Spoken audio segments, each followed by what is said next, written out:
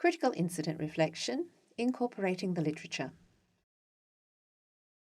Let's return to my situation from the previous video, where I was analysing a disagreement I had had with my husband about our teenage daughter going away overnight. Let's just focus on a few of the aspects or variables of this case. First of all, my husband and I bring different ideas to the table about what it means to be a parent.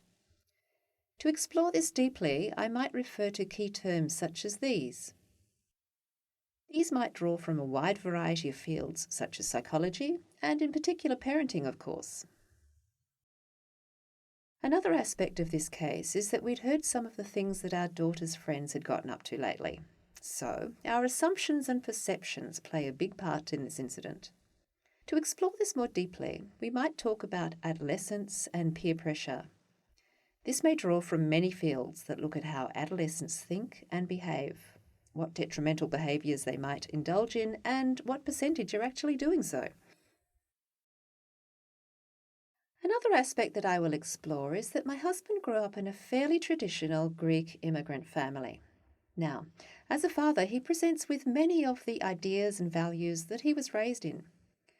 To explore the differences that this creates, I might need to read something about immigrant Greek culture, their social values and their concepts of honour and gender roles for women.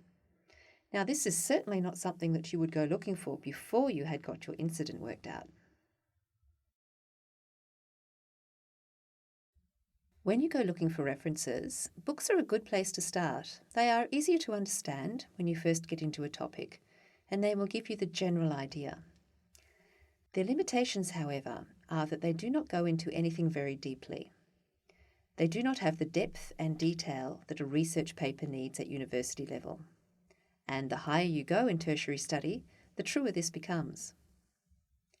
Most books are on the shelf for a number of years as well. In medicine and nursing, there is a need to limit your resources to those that have been published in the last 5 years. The reason for this is that the medical field is evolving so rapidly that most technology, techniques and drugs are completely different, even after just a few years. In medicine, 5 years is a long time.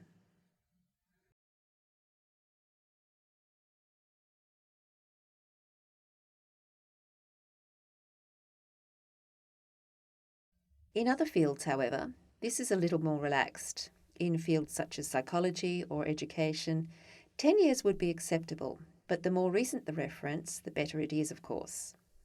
So when you select your references, keep the field in mind because the requirements for medical references are quite stringent, and the 5-year rule might exclude some useful and appropriate references from other disciplines.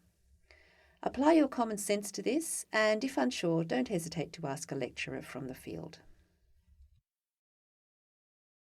The internet is another useful source, but as you know, anyone can create a web page, so be careful. Look at the fine print at the bottom of the page, which often includes the date that the web page was last modified, and make sure the website is controlled by a reputable authority or institution. Blogs, wikis and .com sites, which aim to sell things to you, are not suitable as academic references. The best references are peer-reviewed research journals, which you search for and can access through the databases of the library.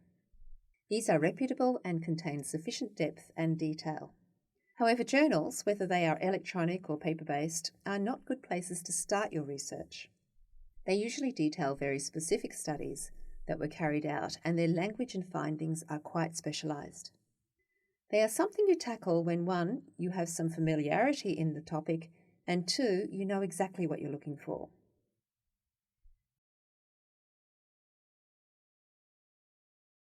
So, what now? Ponder your incident deeply and reflectively. Perhaps discuss it with a friend to get another person's insights into it, and then write it all out in one go. Forget the references for the time being.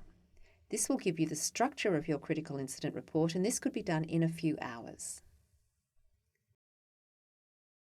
After that, read it over and see where your references could inform or expand on some of the things that you've touched on. Since this is largely about communication, change, and personal growth, there are a number of theorists that can give you a structure for analysing your incident. You might like to refer to their categories and analyses when thinking about what went on in your incident.